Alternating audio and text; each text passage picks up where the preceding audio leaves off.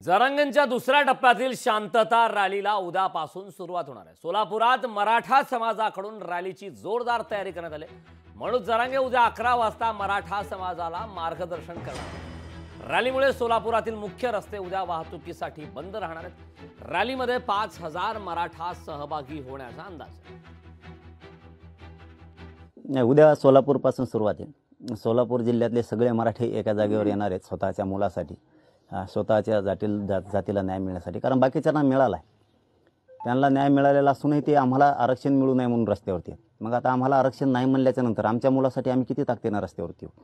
ही सोलापूर, सांगली, कोल्हापूर, सातारा, पुणे, अहमदनगर आणि नाशिक 13 ऑगस्टला नाशिकला आहे। हे नाशिक जिल्ह्यातला घराघरातला मराठा त्या दिवशी बाहेर पडणार आहे। कारण आता एकजूट दाखवल्याशिवाय पर्याय नाही। त्यानंतर आम्ही विदर्भातला सुद्धा दौरा टाकतोय, मुंबई कोकणचा सुद्धा दौरा आमचाही पडणार आहे।